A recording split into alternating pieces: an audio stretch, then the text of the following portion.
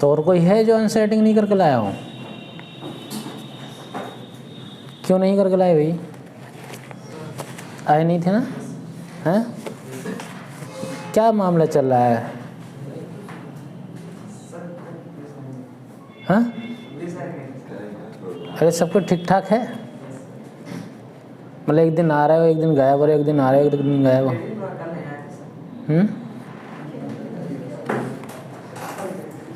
क्या? अच्छा, तो हो गया इनका क्लियर? क्यों? क्लियर कीजिए।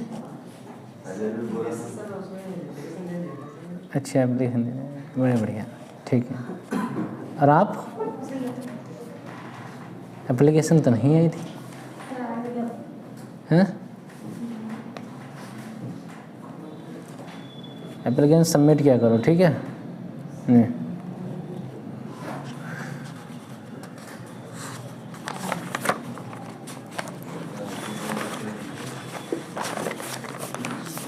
कोई है और जिसका जो आंसर राइटिंग नहीं करके लाया हो? हाँ, तो उनका तो सबमिट कर लेना, ठीक है? आंसर राइटिंग इनका भी करना, ठीक? जमा कर दिए? कितनी? दोनों जमा कर दिए? जमा करो। हैं? अच्छा, यार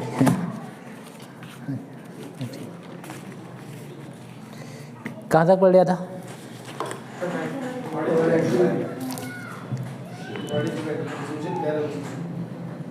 वाणिज्य बैंकों की संरचना ना, भारत में वाणिज्य बैंकों की संरचना, ये पढ़ रहे थे।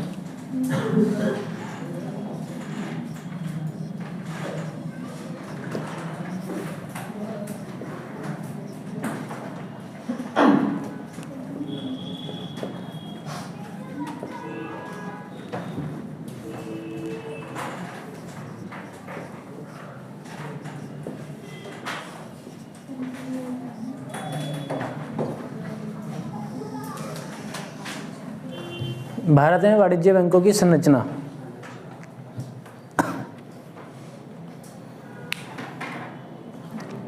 तो तेजी से इसका रिवीजन कर लेंगे, ठीक है?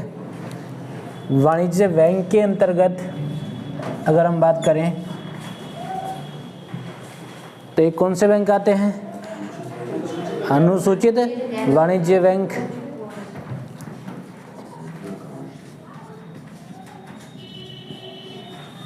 अनुसूचित वाणिज्य बैंक, मतलब शेड्यूल कमर्शियल बैंक्स। दूसरा, गैर अनुसूचित वाणिज्य बैंक,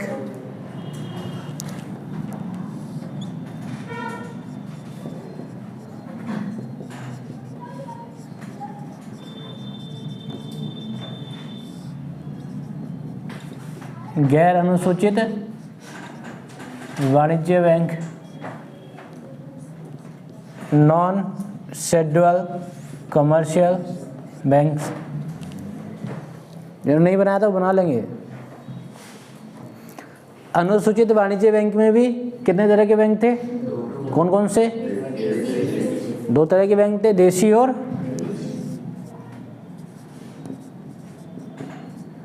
देशी, और दूसरा विदेशी बैंक, ठीक है? अब देशी बैंकों में भी इसके कितने रूप थे? दो। कौन कौन से?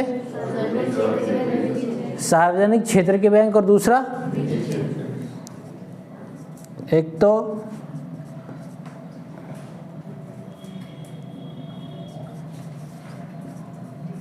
सार्वजनिक क्षेत्र के बैंक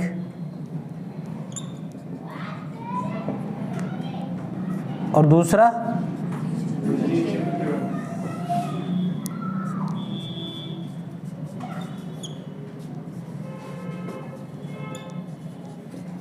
निजी क्षेत्र के बैंक, ठीक है? सार्वजनिक क्षेत्र के बैंकों के भी दो रूप होंगे। कौन कौन से?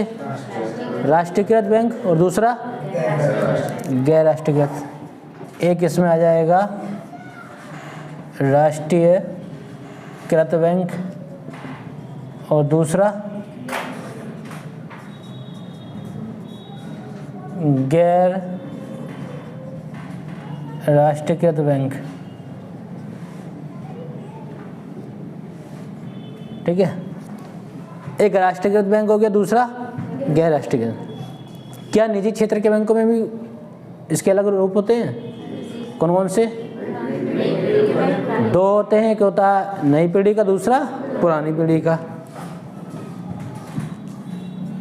तो एक होते हैं पुरानी पीढ़ी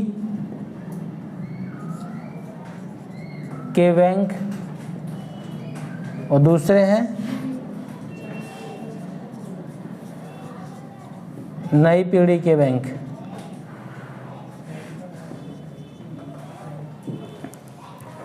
तो कल सिनॉप्सिस बना लिए थे, ठीक है, कुछ लिखाया भी था।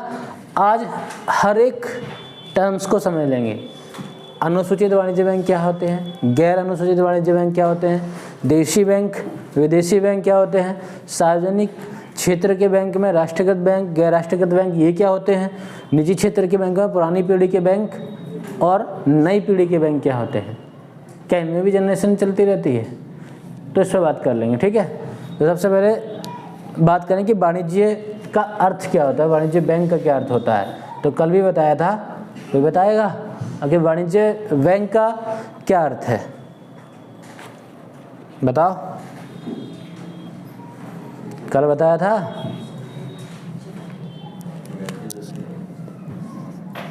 सोच लो, निर्लठ भी फिर जाएगा। वाणिज्य बैंक का आपको लिखाया भी था। वाणिज्य बैंक का अर्थ बताइए, बोलो।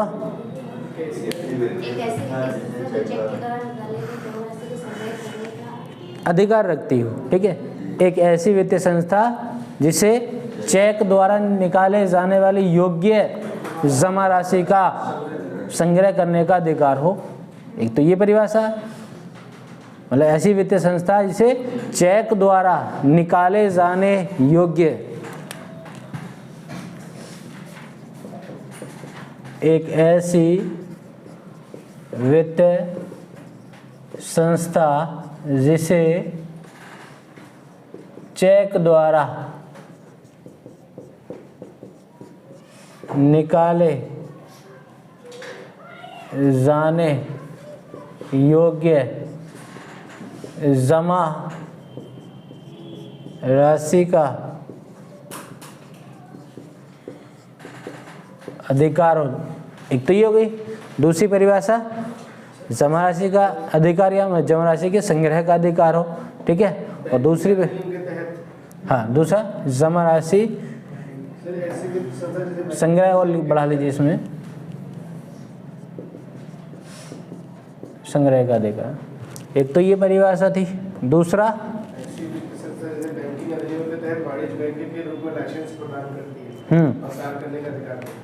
एक ऐसी वित्तीय संस्था से बैंकिंग विनिमय अधिकार या अधिनियम के प्रावधानों के अनुसार वाणिज्य बैंक के रूप में कार्य करने का लाइसेंस प्राप्त हो। मतलब बैंकिंग विनिमय अधिनियम के प्रावधान, बैंकिंग विनियम अधिनियम के प्रावधानों के अनुसार कह लीजिए आप वाणिज्य बैंक के रूप में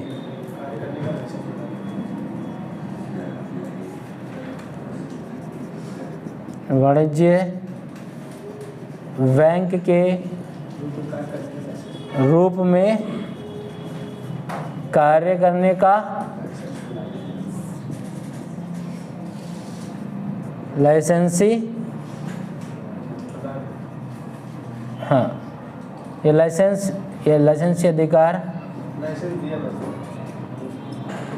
प्रदान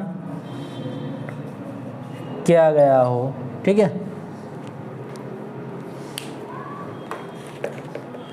तो एक तो क्या है, जिसे चेक द्वारा निकाले जाने योग्य जमा राशि का संग्रह करने का अधिकार है। ठीक है, और दूसरा है कि बैंक विनियमन अधिनियम के प्रावधानों के अनुसार वाणिज्य बैंक के रूप में कार्य करने का लाइसेंस प्राप्त हो। ठीक है, ये रहा। अब समझ लेंगे अनुसूचित वाणिज्य बैंक क्या है। कल लिखाया था इसके बारे में? नहीं लिखाया था, तो लिख लेंगे। हेडिंग डालते रहेंगे, लिख लेंगे।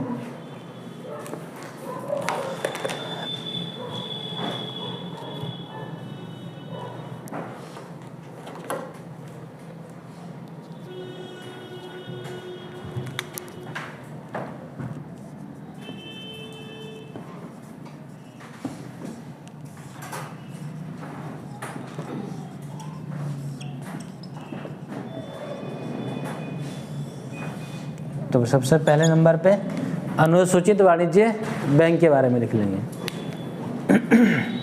लिखिए आरबीआई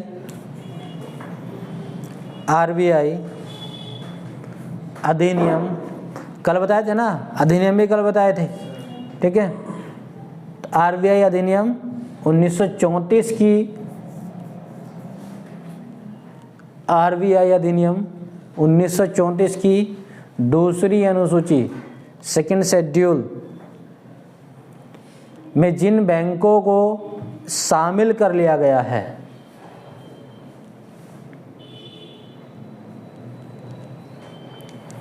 आरबीआई अधिनियम 1934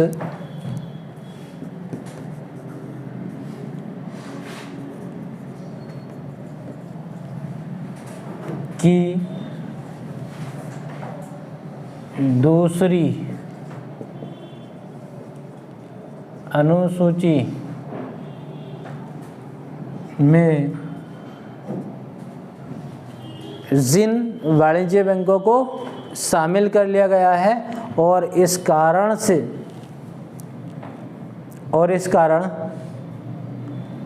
जो आरबीआई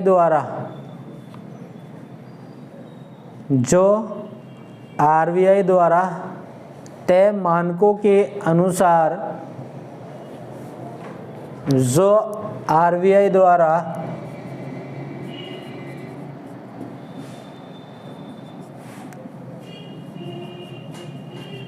तय मानकों के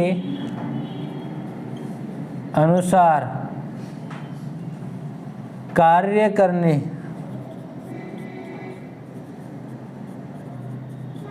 के लिए प्रतिबद्ध हो।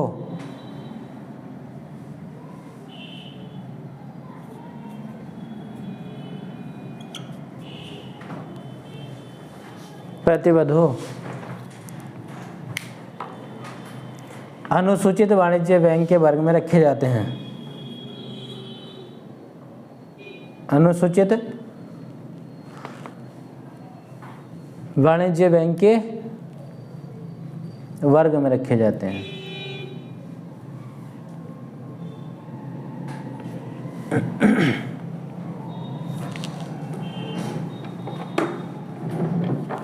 तो इतना समझ में आया? अनुसूचित वाणिज्य बैंक अगर आपसे पूछे तो क्या होते हैं, तो आप सीधे बताएंगे कि आरबीआई अधिनियम 1934 की दूसरी अनुसूची में जिन वाणिज्य बैंकों को रखा गया है और जो आरबीआई द्वारा तय मानकों के अनुसार कार्य करने के लिए प्रतिबद्ध हैं।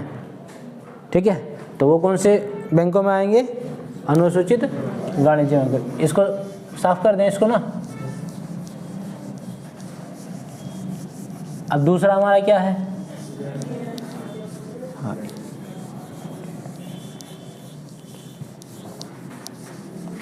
तो कोई बताएगा गैर अनुसूचित वाणिज्य बैंक का क्या मतलब हो सकता है? सीधी सी बात है।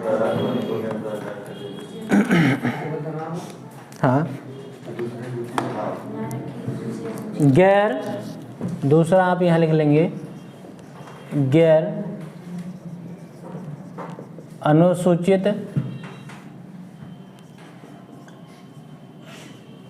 वाणिज्य बैंक। तो इसको भी पूरा सिस्टम से बताएंगे ना। अनुसूचित बैंक क्या थे कि जो आरबीआई एक्ट 1934 की दूसरी अनुसूची में शामिल है। तो ये क्या होंगे जो दूसरी अनुसूची में शामिल नहीं है, ठीक है। तो ये क्या है, आरबीआई अधिनियम 1934 की दूसरी अनुसूची में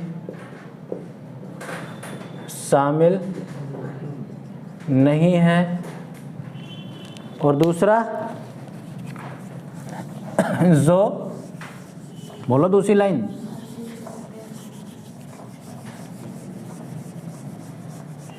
हवा में हो क्या? दूसरी लाइन नहीं देख के बोल सकते हो तुम? तो क्या है सेंटेंस?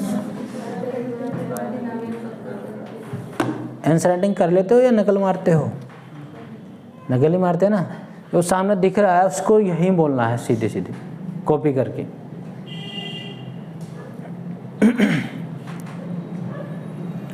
पहला क्या है कि आरबीआई एक्ट 1934 की दूसरी अनुसूची में शामिल नहीं है और जो आरबीआई द्वारा तय मानकों के अनुसार कार्य करने के लिए प्रतिबद्ध नहीं है। इतना बोलना। और क्या, जो आरबीआई के द्वारा तय मानकों के अनुसार कार्य करने के लिए प्रतिबद्ध नहीं है। लोग सबसे पहले लिखने पे ज़्यादा जोर देते हो, पहले समझ लिया करो।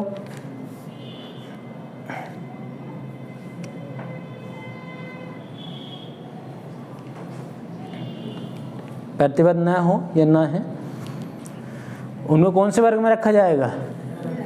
गैर अनुसूचित वाणिज्य बैंक।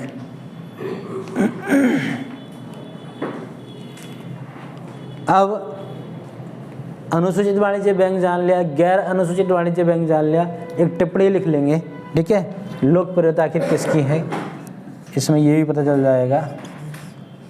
टिप्पणी लिख लेंगे। इसमें लिखिए अनुसूचित बैंकों में बचत राशि को जमा करना सुरक्षित माना जाता है। अनुसूचित बैंकों में बचत राशि को जमा करना सुरक्षित माना जाता है, इसलिए ये समाज में अधिक लोकप्रिय हैं। इसलिए समाज में अधिक लोकप्रिय हैं। अगर आपसे क्वेश्चन कर ले कि समाज में कौन से बैंकों की अधिक लोकप्रियता है, तो आप क्या बताओगे? अनुसूचित या गैर अनुसूचित? अनुसूचित बैंकों की। क्यों है? क्योंकि इसमें बचत राशि को जमा करना सुरक्षित माना जाता है, ठीक है। तो टिप्पणी का खुलासा हो गया, ठीक। अब बात कर लेंगे आगे देसी बैंक।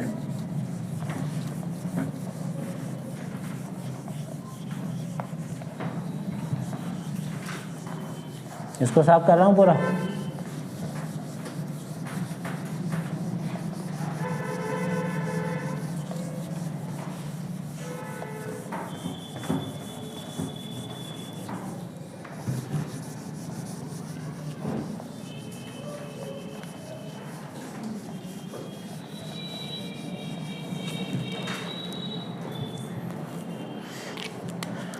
अगला क्या है?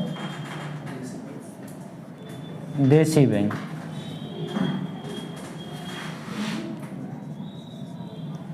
ठीक है।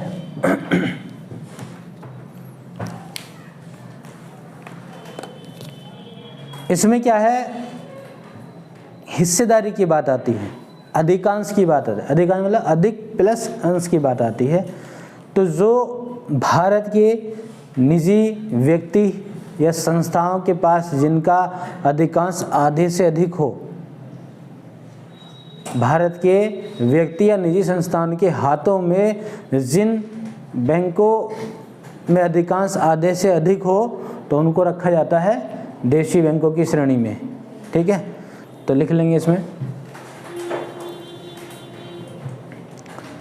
जिस वाणिज्य बैंक के स्वामित्व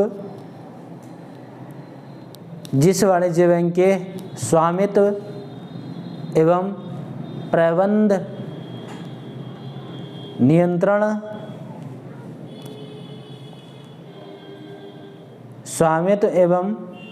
नियंत्रण का आधे से अधिक अंश ब्रैकेट में आप अधिकांश लिख सकते हैं, भारत के निवासियों एवं संस्थाओं के पास हो। भारत के निवासियों एवं संस्थाओं के पास हो। स्वामित्व एवं प्रबंध नियंत्रण आधे से अधिक किसके पास हो? भारत के व्यक्ति एवं निजी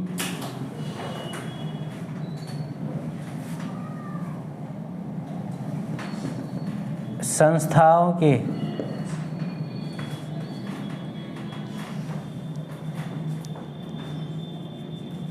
हाथ में हो।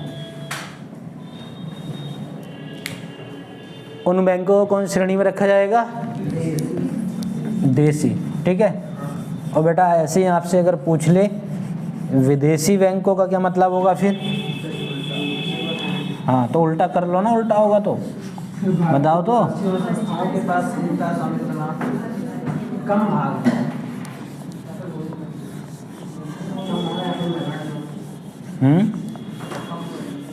हाँ, सबका समझ में आ गया, सब बोले तो समझ में आ ही गया। नहीं, सब एक साथ बोले थे तो समझ में आ ही गया।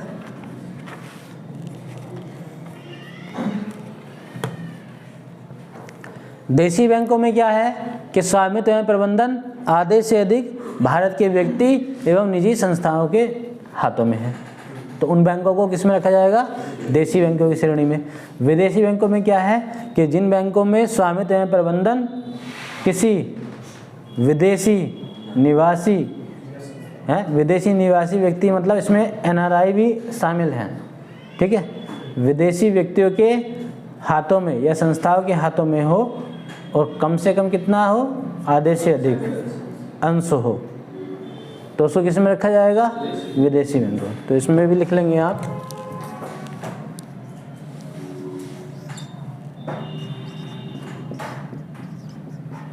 विदेशी बैंक को लिख लेंगे इसमें।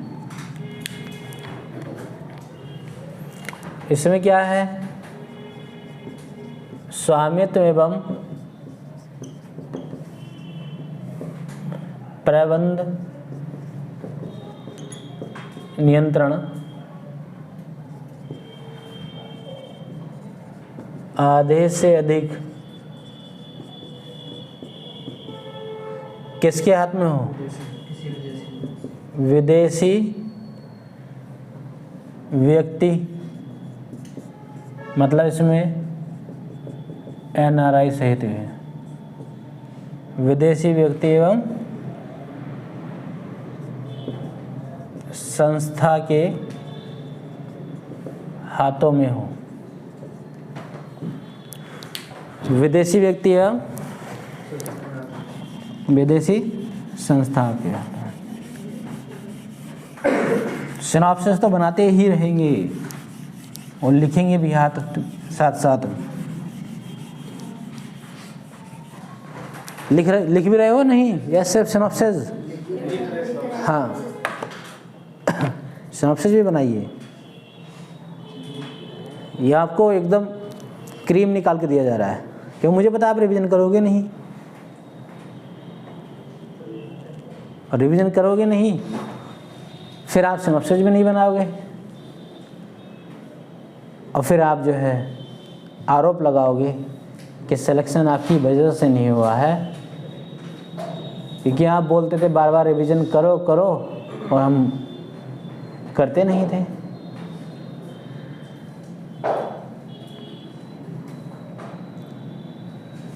और इंडिया में ये अच्छे से प्रचलन चल रहा है कि आप जिस बात को, इंडिया के हर एक व्यक्ति की एक मनोवैज्ञानिक धारणा है कि जिस बात को, जिस व्यक्ति को आप कहोगे कि ये काम कर ले तो उससे पीछे हटे, जिसको रोकोगे कि ये काम ना कर उसको ज़्यादा और जिज्ञासा होती है। जैसे आप कह दीजिए किसी व्यक्ति से कि यार इस दिशा में जाना नहीं है या इस कमरे में मत जाना, तो व्यक्ति कुछ तो है राज, ठीक है। भले ही बता रहे कि कमरे में जाओगे तो चुड़ैल खा जाएगी आपको, ठीक है, चुड़ैल कुछ नहीं होती है। जिज्ञासा हो जाती है कि हाँ कोई तो कारण है जो रोक रहा है, तो इसलिए मैं बार बार बोलता हूँ कि आप रिवीजन कर लो, आप करोगे ही नहीं, तब से क्या बोलूँ रिवीजन नहीं करना है, हाँ? तो आप साबित कर ही दोगे पक्का कि देखिए आपने कहा था रिवीजन नहीं करना, तो कहाँ से करते? हाँ। तो देशी बैंक और विदेशी बैंकों के बारे में जान लिया। अब कौन से बैंक रहे? सार्वजनिक क्षेत्र के बैंक, ये तो रहे सार्वजनिक क्षेत्र के बैंक।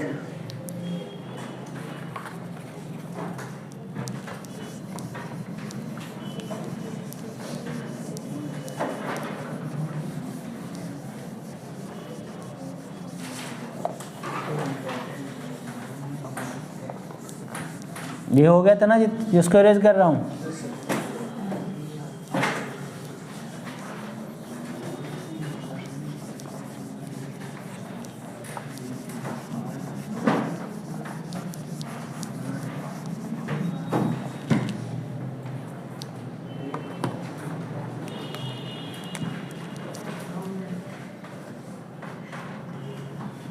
सार्वजनिक क्षेत्र के बैंक, कोई बताएगा?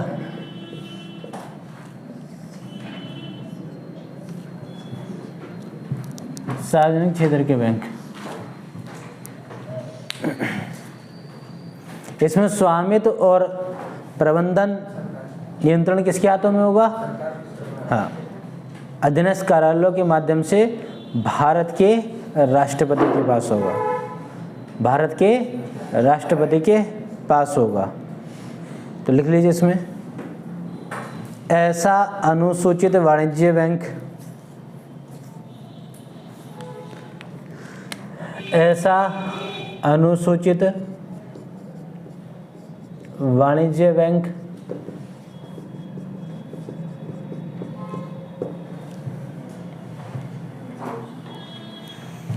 जिसके स्वामित्व एवं प्रबंध नियंत्रण का अधिकांश, इसमें ध्यान रखना आधे से अधिक नहीं, इसमें पूरा अधिकांश, ठीक है, हिस्सा, प्रबंध नियंत्रण का अधिकांश प्रत्यक्ष या अधीनस्थ कार्यालयों का अधिकांश प्रत्यक्षतः या अधीनस्थ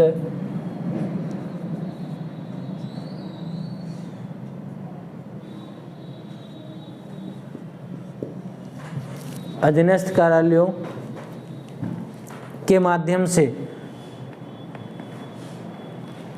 अधीनस्थ कार्यालयों के माध्यम से किसके पास हो? भारत के राष्ट्रपति के पास हो। तो उन बैंकों को किसकी श्रेणी में रखा जाएगा? सार्वजनिक क्षेत्र की।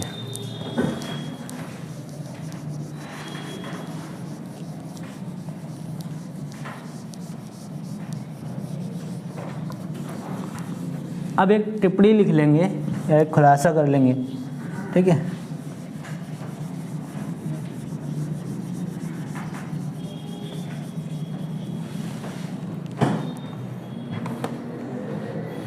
आपने देखा होगा, बार बार एक चर्चा सुन रहे होंगे, जिनके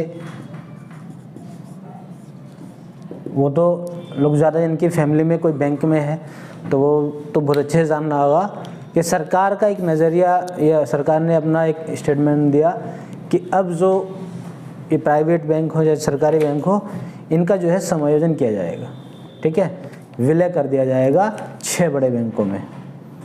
और अब तो सरकार यहाँ तक कह रही है कि इनका निजीकरण किया जाए, सभी बैंकों का निजीकरण किया जाए।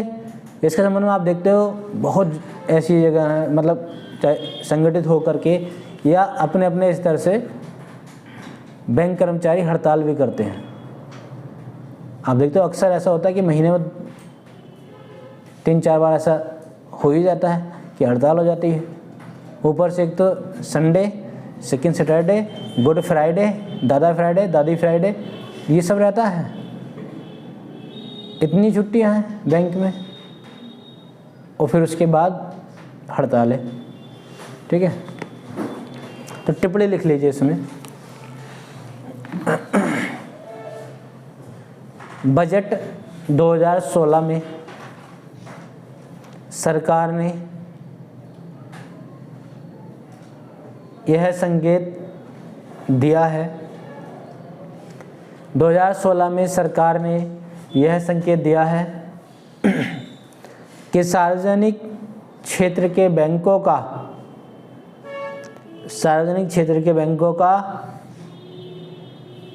आपस में विलय करके, सार्वजनिक क्षेत्र के बैंकों का आपस में विलय करके 6 बड़े बड़े बैंक विकसित किए जाएं। 6 बड़े बड़े बैंक विकसित किए जाएं।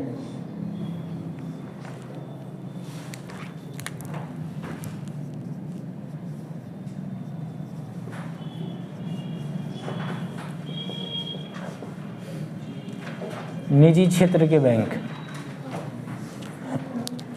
सर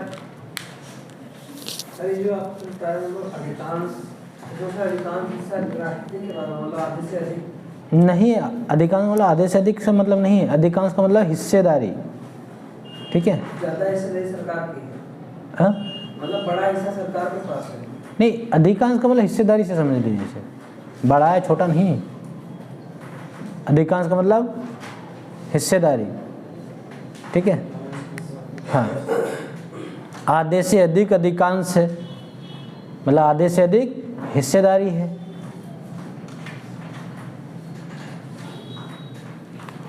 निजी क्षेत्र के बैंकों की बात अगर करें तो इसमें क्या होगा, जिसमें स्वामित्व और प्रबंधन नियंत्रण का अधिकांश किसके हाथों में होगा? हाँ, भारत के निवासी व्यक्ति या संस्थाओं के पास होगा, ठीक है। उनकी निजी हैसियत के कारण, जिसकी हैसियत है वो अपना उसमें हिस्सेदारी कर सकता है। इसमें क्या सरकारी पदाधिकारी होगा? नहीं होगा कोई, ठीक है। इसमें सरकारी पदाधिकारी नहीं होगा। तो लिख लीजिए इसमें, ऐसे अनुसूचित वाणिज्य बैंक जिसके स्वामित्व एवं प्रबंध नियंत्रण, स्वामित्व एवं प्रबंध नियंत्रण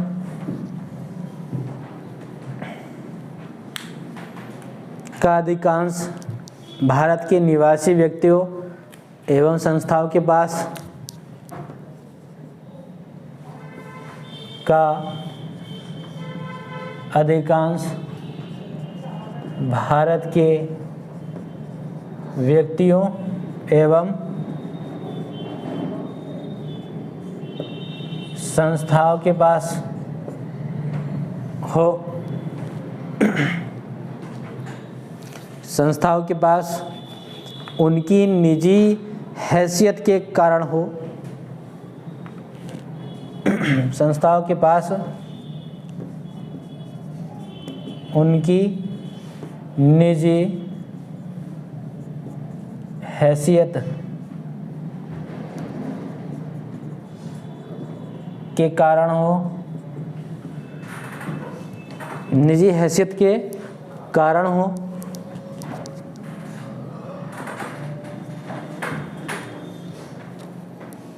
न कि सरकारी पदाधिकारी होने के कारण, न कि सरकारी पदाधिकारी होने के कारण।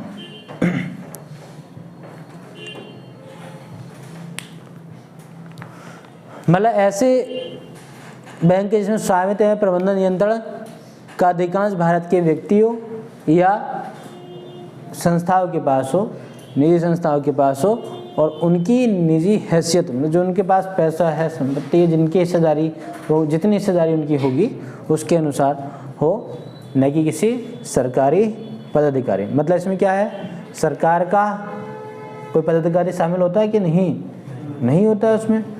हमने देखा होगा कोई प्राइवेट बैंक होते हैं तो उसमें सरकारी मैनेजर होगा, नहीं होगा, ठीक है, सरकारी मैनेजर नहीं होगा। आगे देखेंगे कौन से बैंक बचा, नई पीढ़ी के बैंक।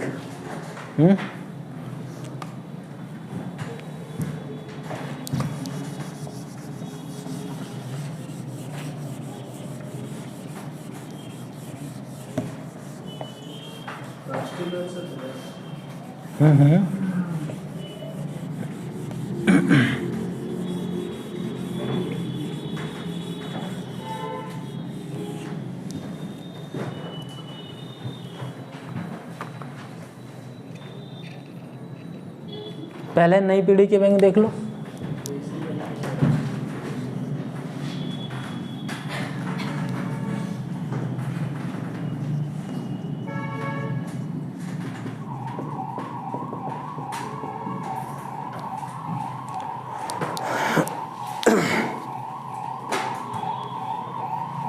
इसमें लिखिए निजी क्षेत्र के ऐसे बैंक, निजी क्षेत्र के ऐसे बैंक जिनकी स्थापना 1994 के बाद हुई है,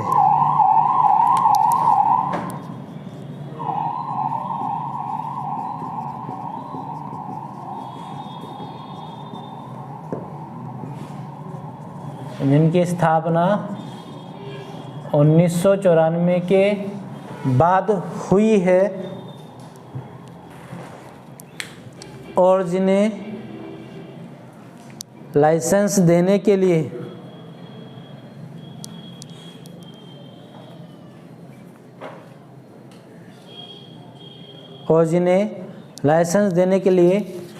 नरसिम्हम समिति द्वारा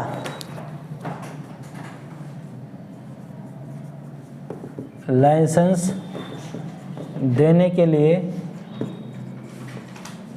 नरसिम्हम समिति द्वारा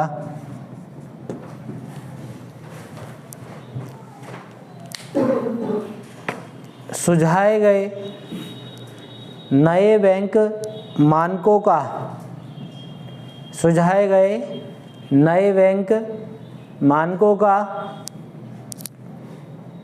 उपयोग किया गया है। नए बैंक मानकों का उपयोग किया गया है। नई पीढ़ी के बैंक के वर्ग में रखे जाते हैं, नई पीढ़ी के बैंक के वर्ग में रखे जाते हैं।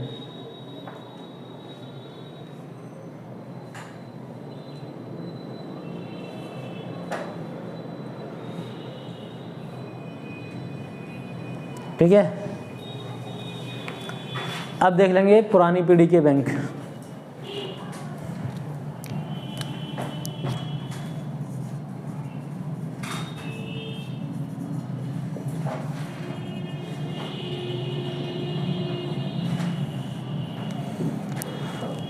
पुरानी पीढ़ी के बैंक को आप कैसे डिफाइन करोगे?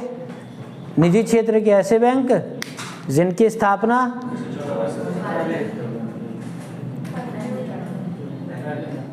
पहले, बाद में नहीं, ठीक है, पहले। दरअसल इसमें जो पुरानी पीढ़ी के बैंक हैं तो 3 साल का अंतराल रहेगा। तो निजी क्षेत्र के ऐसे बैंक जिनकी स्थापना 1991 से पहले पुराने बैंकों के या बैंकिंग के मानकों के अनुसार हुई है, तो उन्हें पुरानी पीढ़ी के बैंक के वर्ग में रखा जाएगा। तो लिख लीजिए, निजी क्षेत्र के ऐसे बैंक जिनकी स्थापना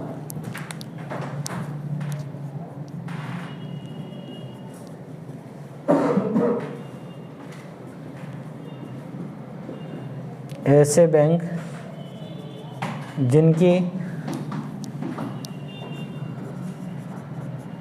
स्थापना 1991 से पहले, 91 एक दिन में थोड़ी हो जाएगा, एक दिन में थोड़ी बदलाव हो जाएगा भाई, एक दिन में थोड़ी बदलाव हो जाएगा कि हाँ चलो आज पूरा सेटअप करना पड़ेगा ना भाई, पूरा मैनेजमेंट देखना पड़ेगा। नए, अगर हम पुरानी पीढ़ी से नई पीढ़ी के बैंकों को रूपांतरण कर रहे हैं तो एक दिन में तो हो जाए कि जादू की छड़ी घुमाई पूरे बैंक नए हो गए। इसमें 3 साल का समय लगा। इनकी स्थापना 1991 से पहले हुई है और वो पुरानी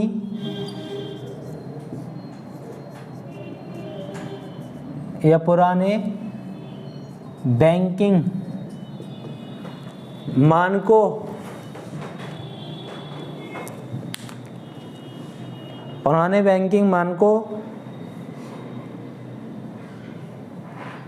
के आधार पर थी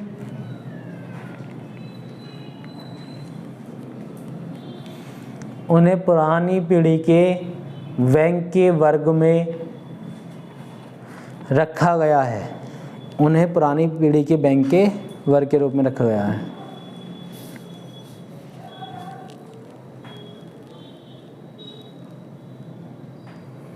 ये बना लिए सिनॉप्सिस? बना भी रहे हो या जी जी बोले जा रहे हो? हाँ बना लिए हैं।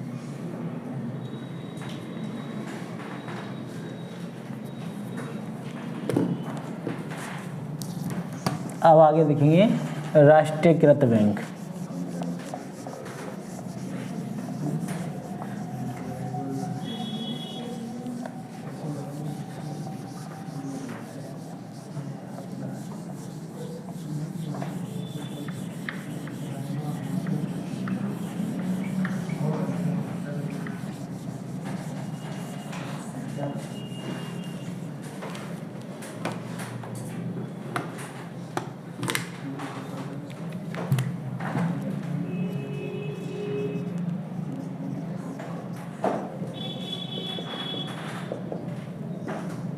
राष्ट्रीयकृत बैंक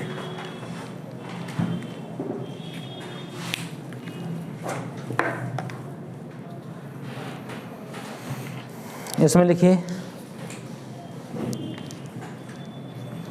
सार्वजनिक क्षेत्र के ऐसे बैंक, सार्वजनिक क्षेत्र के ऐसे बैंक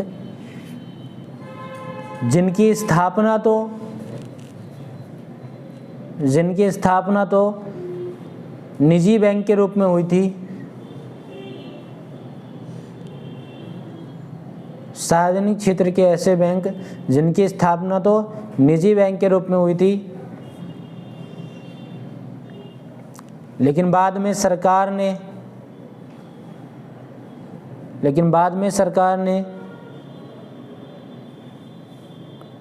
कानून के बल का उपयोग करते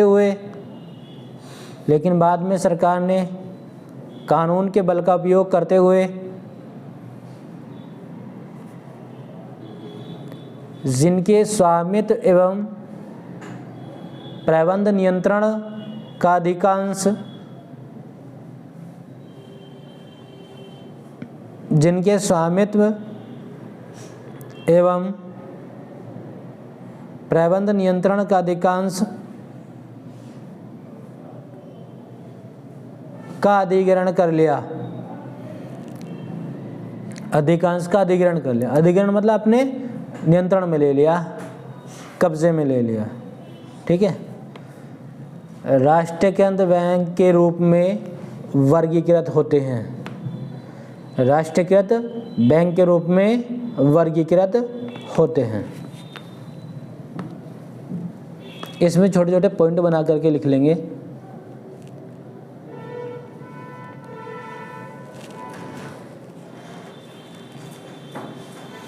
लिखिए पहला विषय बिंदु, बैंक राष्ट्रीयकरण अधिनियम, बैंक राष्ट्रीयकरण अधिनियम 1969 के प्रावधानों के अनुसार, बैंक राष्ट्रीयकरण अधिनियम 1969 के प्रावधानों के अनुसार निजी क्षेत्र के 14 बड़े बैंकों का 14 बैंक्स, 14 बड़े बैंकों का 19 जुलाई 1969 को 19 जुलाई 1969 को राष्ट्रीयकरण कर लिया गया। राष्ट्रीयकरण कर लिया गया।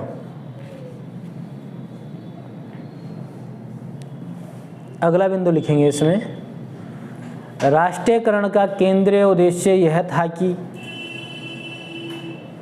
राष्ट्रीयकरण का केंद्रीय उद्देश्य यह था कि पूरे देश में बैंकों की शाखाओं का, पूरे देश में बैंकों की शाखाओं का प्रसार किया जाए, प्रसार किया जाए ताकि ज़्यादा से ज़्यादा नागरिकों को, ताकि ज़्यादा से ज़्यादा नागरिकों को बैंकिंग सुविधाएं उपलब्ध कराई जाएं, बैंकिंग सुविधाएं उपलब्ध कराई जाएं।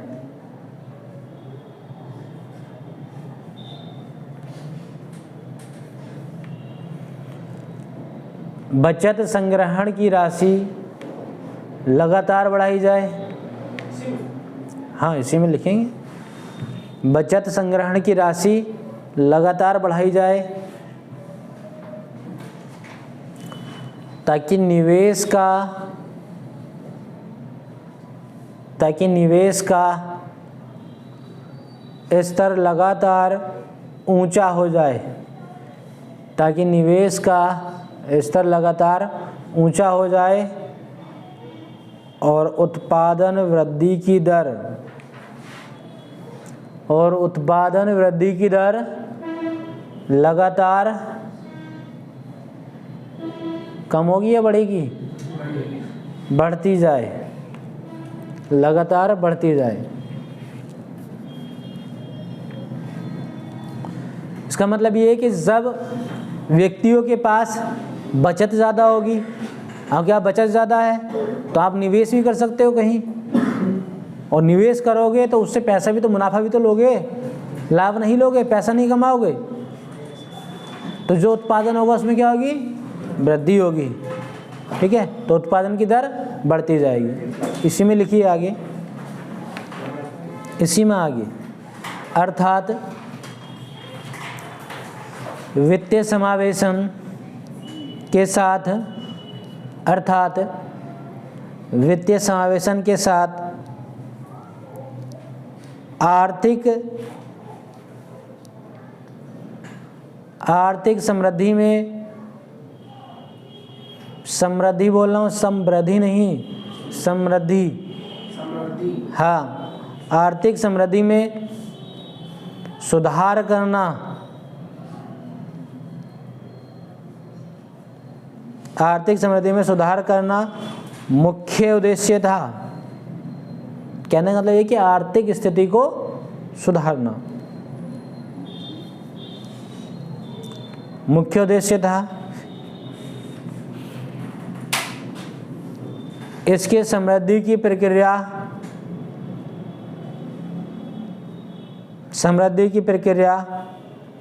कुछ हद तक रोजगार परक भी बनेगी। इससे समृद्धि की प्रक्रिया कुछ हद तक रोजगार परक भी बनेगी, मतलब रोजगार भी मिलेगा कुछ लोगों को।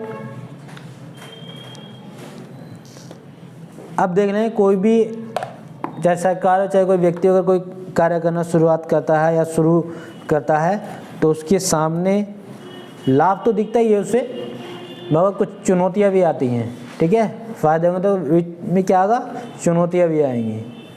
तो उन चुनौतियों की बात कर लेंगे।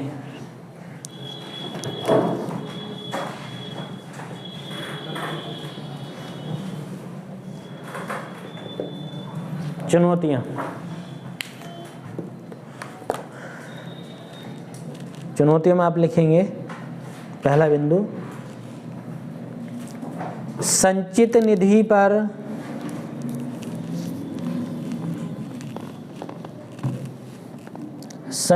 पर बैंकों का बोझ बढ़ गया। संचित निधि पर बैंकों का बोझ बढ़ गया, जिससे राजकोषीय घाटा बढ़ गया।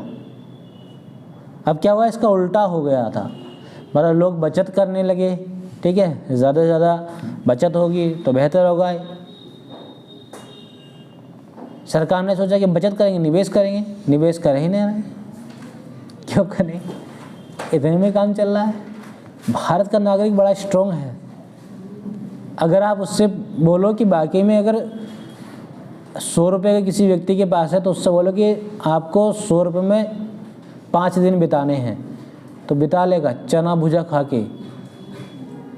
सच में चना भुजा खाएगा, पानी पिएगा और बिता लेगा। ऐसी पावर है, ऐसी हाँ। और इससे भी जो है महान मूर्तियां हैं। आप बोलो कि 100 रुपये में पूरा का पूरा 1 सप्ताह 15 दिन निकाल दो तो वो निकाल लेंगे। चरस गांजा लेंगे और पड़े हैं। चरस गांजा भी नहीं है, अगर उनसे कहो कि तुम ऐसे जी जाओगे कुछ दिन तक, कहाँ जी जाएंगे। क्या भांग का नशा करेंगे आराम से, कोई दिक्कत नहीं। तो ये क्षमता जो है भारतीय नागरिकों में ही है, कुछ महान मूर्तियों में। जैसे अंग्रेजों से पूछ लो कि जी लोगे 1 हफ्ता, कि नहीं, बस की बात नहीं। और हमारे यहाँ की भारतीय नारियों की शक्ति तो बहुत ज़्यादा है। इनसे कहो कि आपको 7 दिन तक ऐसी रहना है निर्जल, तो रह लेंगी। व्रत रख लेंगी, नवरात्रि के व्रत 9 दिन तो कहाँ करते हैं। 1 दिन पहले अपना तैयारी पूरा कोटा फुल कर लेते हैं, ठूस के खाते हैं पहले, कि पता है कि अगले 9 दिन ऐसे ही रहना पड़ेगा। तो जो पहले 1 दिन ठूस के खा लिया तो उसका प्रोटीन टूटने में समय लगेगा। ठीक है, तो 24 घंटे तो मान ही लो फिक्स है एकदम, कोई भूख नहीं लगने वाली। और जो 9वां दिन होगा ना, उस दिन तो आप परिकल्पना ही नहीं कर सकते। खीर पूड़ी हलवा दबा के खाते हैं। कितने दिन भूखे रहे थे। तो ये क्षमता है। तो इसका उल्टा प्रभाव पड़ा। मतलब फिर क्या है, लोग जो है लोन भी लेने लगे। बचत तो है, लोन भी ले लो, क्या दिक्कत है, पड़ा खाते पे हो जाएगा। और बढ़ चढ़ के मान लीजिए आपके पास 2 लाख रुपए है और आपको कार लेनी है। आपकी सेविंग 2 लाख रुपए है, आपको कार लेनी है और कार मिल रही है 4 लाख की। और आपने वादा कर दिया मोहल्ले वालों से कि दीपावली पे कार आएगी, और आप परेशान हैं कि 2 लाख है, कह तो दिया सबके सामने। तो ऐसे में क्या करोगे, लोन लोगे, तो लोग लोन ज़्यादा लेने लगे बचत के सहारे कि भाई हम क्या पैसा होगा तो कुछ ना कुछ बड़ा सोचोगे। तो ऐसे में क्या होगा, सरकार की आय कम होने की, वित्तीय बोझ ज़्यादा बढ़ने लगा, ठीक है, कर्ज ज़्यादा हो गया, तो इसी को बोलते हैं राजकोषीय घाटे की स्थिति आ गई। अगला लिखेंगे, अगला बिंदु बैंकों के कामगारों में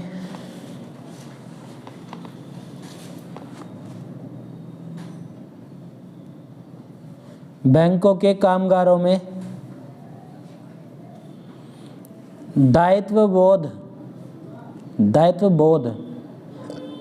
जिम्मेदारी, बैंकों के कामगारों में दायित्वबोध कम होती गई, जिससे ग्राहकों के प्रति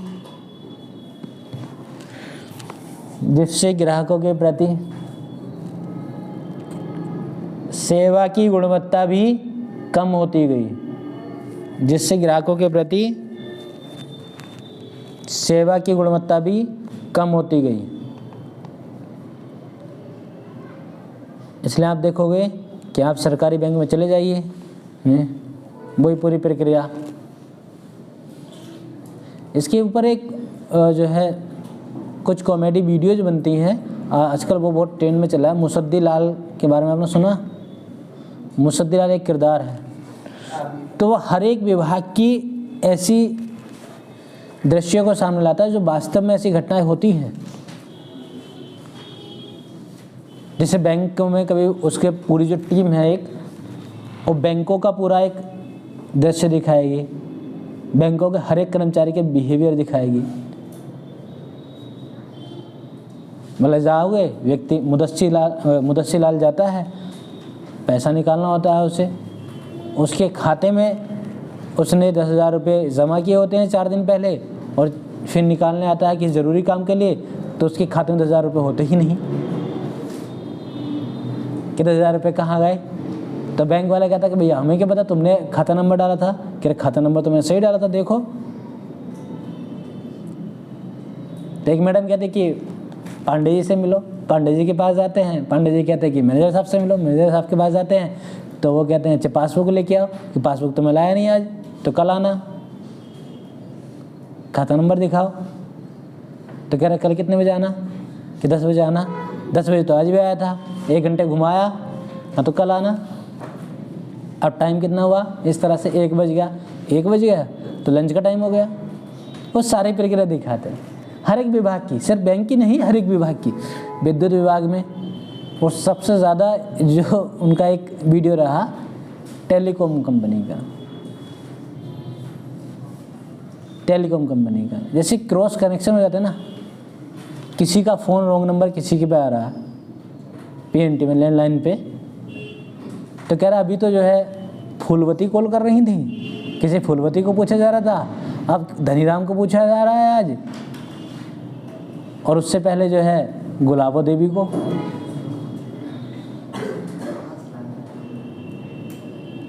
तो पूरी प्रक्रिया होता है कि आप एप्लीकेशन दीजिए, एप्लीकेशन देते हैं, तो जिस नाम को पूछा जा रहा था वो नाम का उस दिन टेलीफोन आना बंद हो जाता है, उससे नया किरदार आ जाता है जी।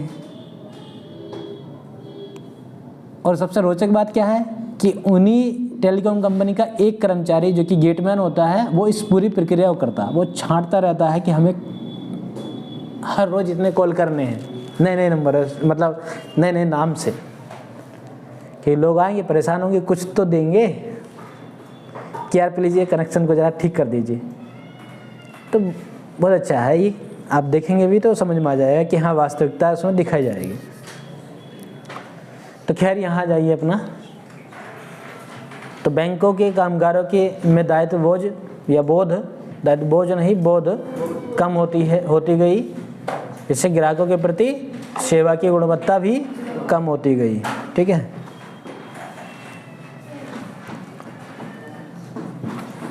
इसको समझ लेंगे कि आखिर होता क्या है। CDR का नाम सुना आपने लोग, credit deposit ratio, CDR।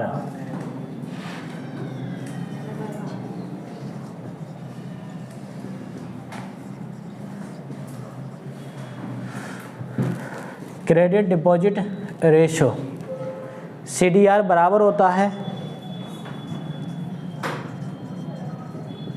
Credit upon deposit.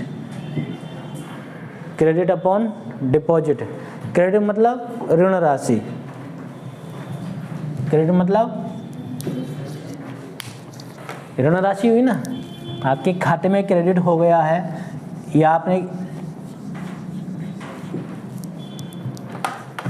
वही मोबाइल फ़ोन का रिचार्ज के लिए पैसे नहीं तो आपने क्रेडिट कर लिया, इसका मतलब क्या है, आपने ऋण ले लिया। डिपॉजिट मतलब जमा राशि, ठीक है।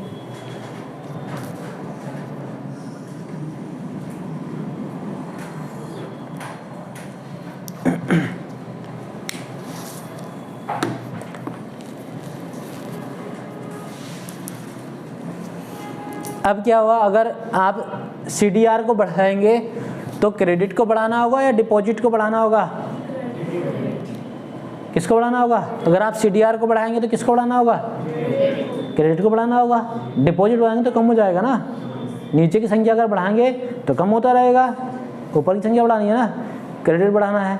क्रेडिट बढ़ाना मतलब ऋण राशि को बढ़ाना, मतलब लोन लेना, मतलब सरकार को निपटा देना है और फिर भाग जाना। हाँ, तो लिख लीजिए इसमें आगे 1969 के बाद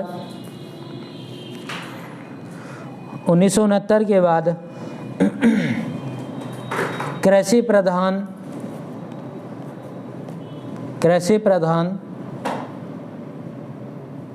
तथा ग्राम प्रधान प्रांतों का, कृषि प्रधान तथा ग्राम प्रधान प्रांतों का मतलब ग्रामीण एरिया का या किसानों का, ये समझ लीजिए, CDR निरंतर गिरता गया, CDR निरंतर गिरता गया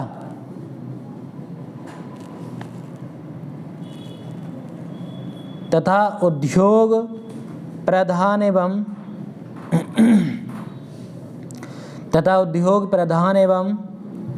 शहर प्रधान प्रांतों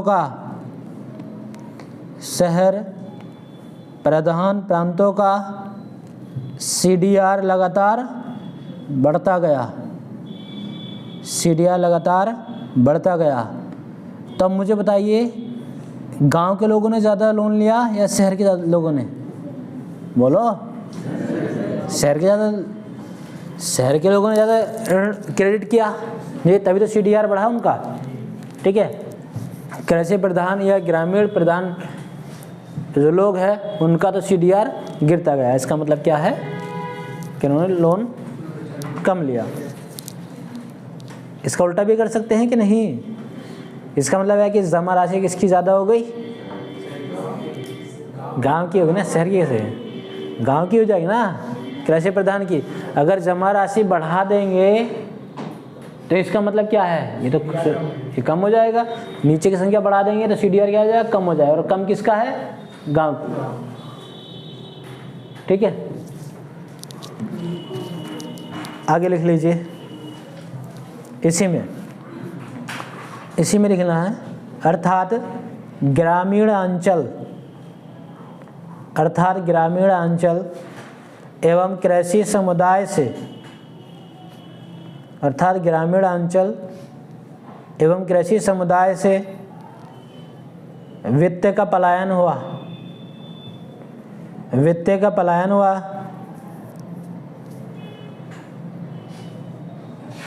जिससे विभिन्न प्रांतों की आर्थिक विषमता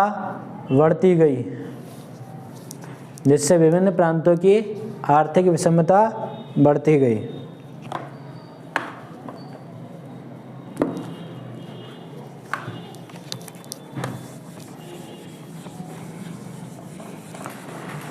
अब इसके नतीजे पर पहुंच जाएंगे, निष्कर्ष को देख लेंगे, ठीक है। निष्कर्ष की बात कर लेंगे।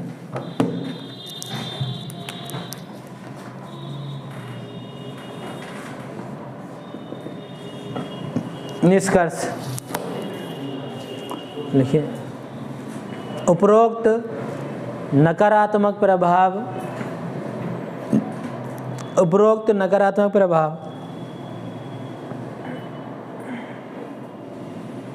से यह सबक ली जा सकती है, उपरोक्त नकारात्मक प्रभाव से यह सबक ली जा सकती है कि वित्तीय समावेशन का नियम न सिर्फ जमा राशि के संरक्षण में लागू हो, वित्तीय समावेशन का नियम न सिर्फ जमा राशि के संरक्षण में लागू हो, बल्कि ऋण वितरण के कार्य में भी लागू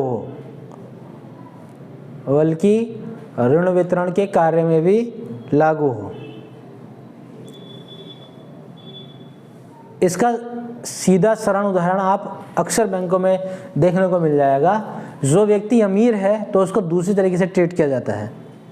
वो लोन लेने आ रहा है तो उसको लोन आसानी से मिल जाता है। जो व्यक्ति गरीब, जिसको वास्तव में लोन की ज़रूरत है, जो सरकार का वास्तव में एक नज़रिया भी था कि हाँ, जिनको वास्तव में लोन की ज़रूरत है उसको लोन दिया जाए, मगर उस पैमाने पर बैंकें खरी नहीं उतरती हैं।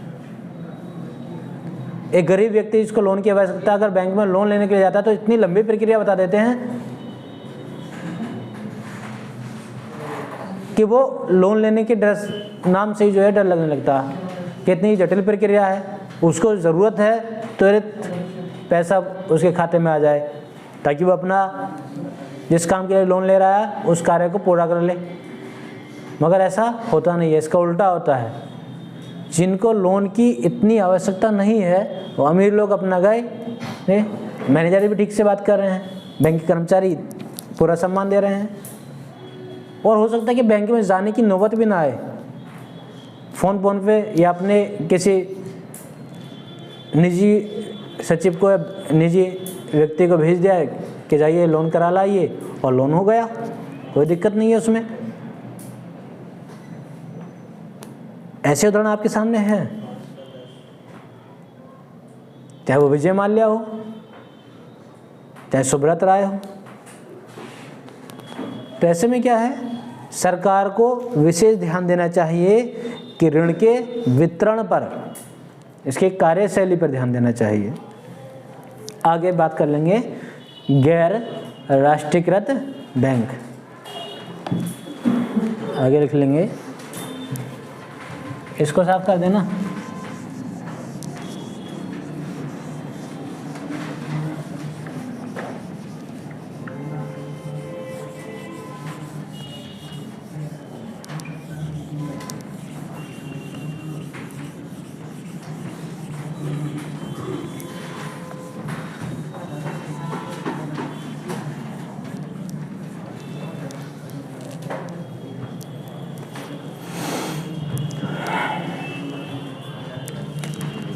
गैर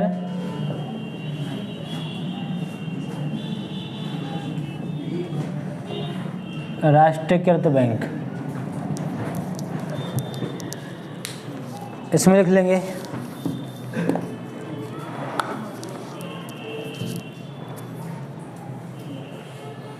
सार्वजनिक क्षेत्र के ऐसे बैंक, सार्वजनिक क्षेत्र के ऐसे बैंक जो या तो स्थापना के समय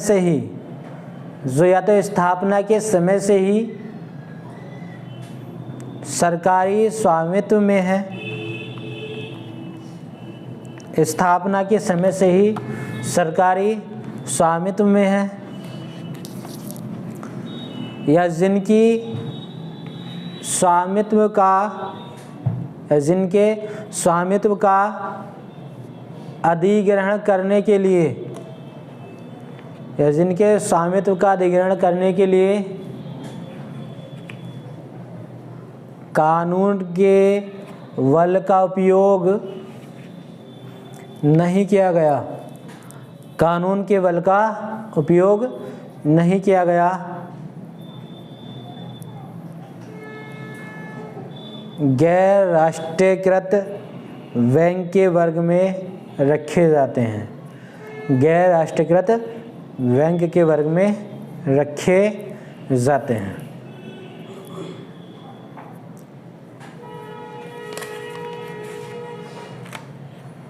तो ये क्या थी, पूरी संरचना थी भारत में वाणिज्य बैंकों की पूरी संरचना। आपने सिनॉप्सिस फॉर्म में ही पढ़ लिया, पूरा एक एक पॉइंट को समझ लिया, डिटेल में ही पढ़ लिया। ठीक है, भारत में वाणिज्य बैंकों की संरचना एक बार तेजी से रिवीजन कर लेंगे, रिवीजन कर लेंगे एक बार तेजी से। तो बताएंगे वाणिज्य बैंक के दो रूप बताइए, अनुसूचित वाणिज्य बैंक और दूसरा गैर अनुसूचित वाणिज्य बैंक।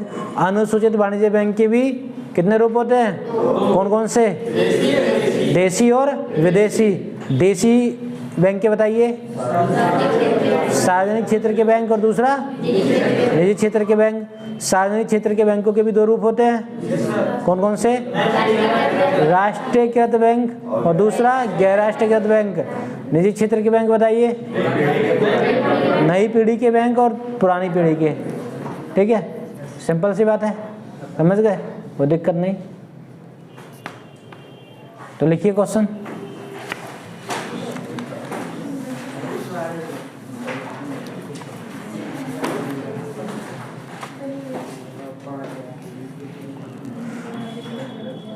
भारत में वाणिज्य बैंकों की, भारत में वाणिज्य बैंकों की संरचना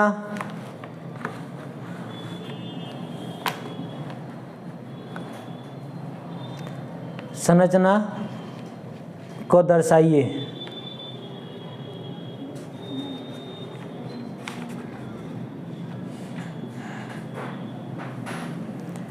अब इसके बाद हम देख लेंगे भारत में आधुनिक बैंकिंग उद्योग का विकास। जो आधुनिक बैंक हैं उनका कैसे विकास हुआ उसको पढ़ लेंगे। ठीक है, कहने का मतलब यह है कि 19वीं और 20वीं सदी के बैंकों की बात आ जाएगी। तो उसमें सबसे पहले SBI का उद्भव, इन बैंकों को पढ़ा जाएगा। ठीक है, तो अभी तक जो हम पूरा पढ़े थे वो अभी पुरानी पीढ़ी या नई पीढ़ी के, तो वो 18वीं सदी की बात चल रही थी। अब 19वीं, 20वीं या 21वीं सदी के बैंकों की बात कर लेंगे। ठीक है, तो आज के लिए इतना ही। ठीक है।